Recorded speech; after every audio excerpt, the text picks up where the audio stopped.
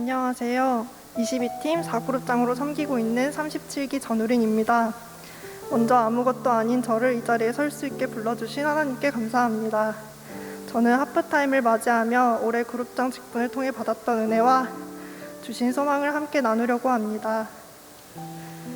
사실은 올해 저는 큰 시험을 앞두고 있는 상황에 그룹장 자리가 부담스러웠고 이 직분의 자리가 때때로 무겁게 느껴졌습니다.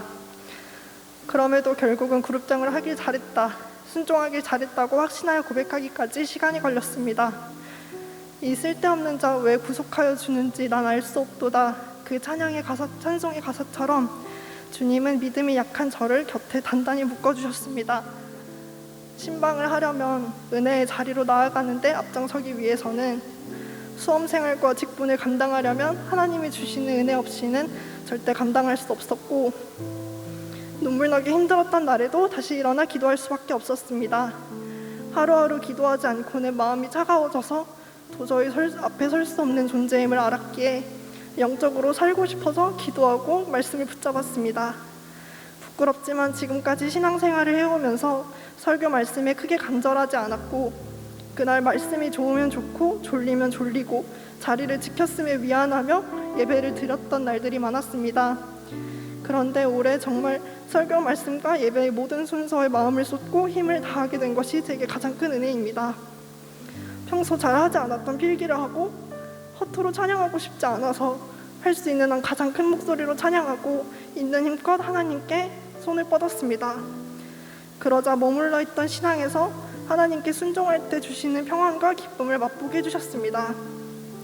원래 말씀이 이 예배 시간이 이렇게 행복한 거였나?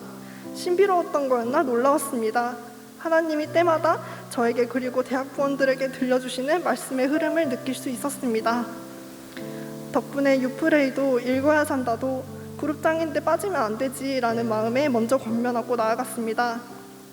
같이 스터디하는 친구에게도 중간중간 기도회가 있다며, 성경을 읽어야 한다며, 신방을 하러 가야 한다며 양해를 구해야 하는 상황들이 어렵기도 했습니다. 처음에는 그저 사정이 있다고 말했지만 워낙 자주 있다 보니 나중에 성경을 읽는 시간이다, 기도하는 시간이다 솔직하게 말했더니 생각보다 흔쾌히 양해해주고 또 대단하다는 얘기를 하기도 했습니다. 남들은 그 시간에 더 공부하는 걸 알기에 인간적으로 불안하기도 하고 이게 맞는 걸까 홀로 외롭기도 했습니다. 하지만 그 순간들마다 하나님은 우리나 너 마음을 내가 다 알고 있다, 불안해하지 말고 나에게 도움을 구하라는 말씀을 들려주셨고 다시 제 마음속에 우선순위를 점검할 수 있었습니다. 하나님만이 내가 피할 방패고 산성이라고 올려들었던 고백이 떠올랐습니다. 그룹장이니까 책임감에 지켰던 자리가 사실은 저를 지키고 있다는 사실을 깨닫고 한참 동안 눈물을 흘리기도 했습니다. 1평도 채 안 되는 독서실 자리에서 소리도 내지 못한 채 기도하고 눈물을 흘리고 말씀을 읽는 시간들이 저는 다 기억하지 못하지만 하나님은 분명 그 구별된 시간을 기억하실 줄로 믿습니다. 돌봄대 신방을 준비하면서도 수업이 있는데 내가 갈 수 있을까? 현실적인 고민들이 저를 가로막았고 당장 있을 모의고사 등수가 떨어질 것에 불안해 걱정했지만 그럴 때마다 하나님은 저에게 순종을 요구하셨습니다. 하나님이 가라고 한 거니까 꼭 책임져 주셔야 돼요. 저 은혜 주셔야 돼요. 뻔뻔하게 기도하며 순종하니 평안했습니다. 기쁘게 맞이해주는 그룹원들을 보며 더 위로받고 대학부가 하나됨을 느낄 수 있었습니다. 지금 또 내가 믿음으로 승리하고 합격도 하는 모습을 보여줘야지 기대하면서도 내가 그만한 믿음이 있는 사람인가 하는 생각이 작아지기도 합니다. 그러나 하나님이 지금 또 제 삶 속에서 일하시고 가장 좋은 방법과 때로 인도해 주실 것을 믿으며 남은 시간을 하나님과 동행하며 살아내길 소망합니다. 4월쯤에 기도하던 중 하나님이 우리 팀의 성령 충만한 부흥의 모습을 보여주신 적이 있습니다. 단순히 수적으로의 부흥이 아닌 하나님이 정말 원하시는 부흥을 꿈꾸게 해주시는 그림이었습니다. 단 한 번도 부흥을 위해 진심으로 기도해보지 못했던 저에게는 신기한 경험이었습니다. 하반기에 저와 대학 부원들이 성령 충만해지고 오는 새가족들마다 폭포수와 같은 은혜를 받고 교회를 떠난 자들이 하나님께 돌아오는 그런 부흥이 우리 팀에 그리고 대학부에 가득해지길 소망하고 기도합니다. 하나님 사랑합니다. 감사합니다.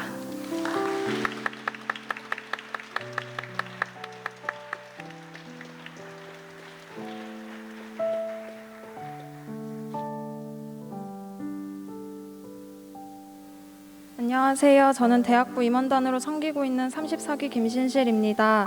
성도로서 예수님과의 동행하는 삶을 다짐하는 것은 참 쉽지만 실제로 삶에서 예수님과 동행하며 살아가는 것은 결코 쉽지가 않았습니다. 부족하지만 저의 이야기를 잠시 나누겠습니다. 제가 처음 들어간 직장은 술과 노는 곳을 좋아하는 곳이었습니다. 그래서 늘 회식이 많았고 한번 회식을 가면 많게는 3차까지 가면서 늦은 새벽까지 술을 마시곤 했습니다. 교회를 다녀서 술을 마실 수 없다고 이야기하자 아랑곳하지 않고 매번 술을 권유하며 때로는 수요 예배 가야 하는 것을 아시면서도 못 가게 하기 위해 미리 저의 음식까지 주문해 놓기도 하셨습니다.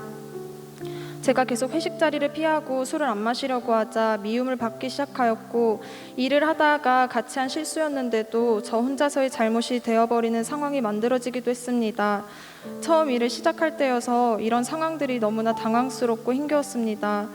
동료분들과의 관계를 잘 회복하고 싶어서 회식 때 자리만이라도 지키자 했지만 동료들이 몇 시간씩 술을 마시고 술에 잔뜩 취해 선을 넘는 행동들을 보일 때마다 옆에서 아무것도 할 수 없었던 제 자신이 너무 초라하고 비참해 보였습니다. 저를 그나마 챙겨주셨던 동료 한 분이 그냥 술 마시면 직장 생활이 편하지 않겠냐라는 말을 하셨습니다. 저도 편하게 직장 생활하고 싶은 마음이 정말 컸습니다.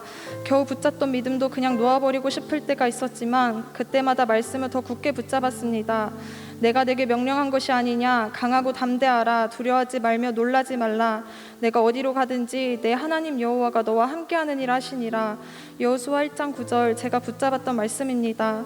정말 감사하게도 하나님은 때마다 저에게 꼭 필요한 말씀들을 통하여 저를 살려주셨고, 아, 하나님이 지금 나의 마음을 아시는구나, 나를 도우시고 지금 나와 함께 하시는구나 라는 마음을 주셔서 말씀대로 행할 수 있는 담대한 믿음까지도 주셨습니다. 그 후로 저는 수요 예배를 가야 한다고 말할 수 있었고, 미움받았던 동료분들과도 관계가 아주 좋아지지는 못하더라도 더 나빠지지는 않게 해주셨습니다. 그리고 회식 자리에서도 말씀을 떠오르게 하시어 순간마다 저의 마음을 지켜주셨습니다. 그러다 저는 갈수록 심해지는 술 문화에 결국 새로운 직장으로 옮기게 되었습니다. 그런데 하나님은 저에게 더 깊은 믿음의 훈련을 하게 하고 싶으셨던 건지 새로운 직장은 토요일에 자주 교육을 들으러 가야 하는 곳이었습니다. 많을 때는 한 달 내내 교육을 들으러 가야 했습니다. 그때마다 LT는 아예 들을 수 없었고 아무리 열심히 달려가도 예배가 끝날 때쯤 도착하곤 했습니다. 토요일에 제 안에 말씀이 없자 집에 도착할 때마다 너무나 허무한 마음이 쉽게 들었습니다. 작년부터는 예배 시간이 앞당겨지면서 그룹 모임이 끝나면 도착할 것 같아 저는 안 되겠다 싶어 교육 시간을 조정하기 위해 면담을 요청하였습니다. 그러나 저에게 돌아온 말은 그게 말이 되냐, 직장을 택하든지 예배를 택하든지 둘 중 하나만 택하라는 말이었습니다. 꾸지람만 듣고서 그날 하루 정말 수없이 고민을 했습니다. 저는 아차 싶어서 고민을 하지 말고 기도를 하자 하면서 무릎 꿇고 간절히 기도하였습니다. 정말 기도의 힘은 놀라웠습니다. 하나님께서 기도하는 자녀의 마음을 지켜주신 것입니다. 기도할수록 요동치던 마음은 잠잠해졌고 제게 믿음의 확신을 주셨습니다. 하나님, 저의 삶은 주의 것인데, 주를 위한 나의 삶인데 제가 또 흔들려하며 두려워하고 있습니다. 하나님, 예배가 없는 저의 삶은 하나님이 기뻐하시는 모습이 아닙니다. 주님은 저를 예배자로 세워주셨습니다. 그러기에 저는 예배를 선택하려고 합니다. 제 믿음이 흔들리지 않도록 끝까지 붙들어 주세요. 주님께서 나와 함께 하심을 제가 믿습니다 하고 기도하며 저는 다음날 직장에 가서 예배는 드려야 한다며 그만두겠다고 했습니다. 좋은 조건으로 저를 붙잡으셨지만 하나님은 어제의 기도대로 흔들리지 않게 하셨습니다. 그리고 그때 뉴송 예배에서 하나님이 가장 보고 싶어 하시는 우리의 삶의 모습은 주님과 동행하는 삶이라는 말씀을 듣고 저는 이 선택을 후회하지 않고 오히려 더 감사할 수 있었습니다.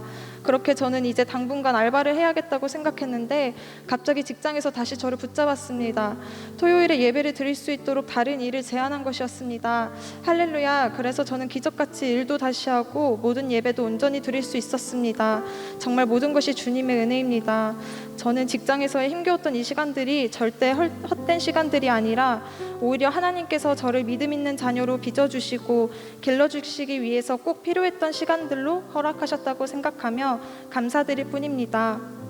수많은 갈등 속에서 결국은 하나님을 택하였을 때 하나님을 알아가는 기쁨을 알게 해주셨고, 그 기쁨이 제 안에 커질수록 주님과의 영원한 동행을 꿈꾸게 해주셨습니다.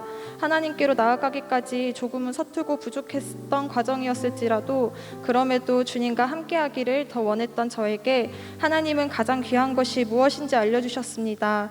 제가 주님 없이는 단 하루도 살아갈 수 없다는 것입니다. 저의 삶의 참주인이 누구이신지를 보게 하셨고, 그 하나님을 나의 하나님으로 고백할 수 있는 은혜도 주셨습니다. 올해 믿음은 들음에서 난다라는 말씀에 큰 은혜를 받으며 말씀이신 주님과의 동행 속에서 참된 기쁨을 누리고 있습니다. 그래서 지금 저의 삶의 가장 큰 기쁨과 자랑은 다른 무엇보다 하나님과의 동행하는 삶입니다. 앞으로 어떤 고난과 어려움이 찾아올지라도 그 삶을 끝까지 지켜내어 저도 하나님께 기쁨이자 자랑이 되고 싶습니다. 언제나 변함없이 그 자리에서 저와 함께하기를 원하시는 저에게 사랑으로 찾아오신 주님 참 감사합니다. 그리고 온 마음 다해 사랑합니다.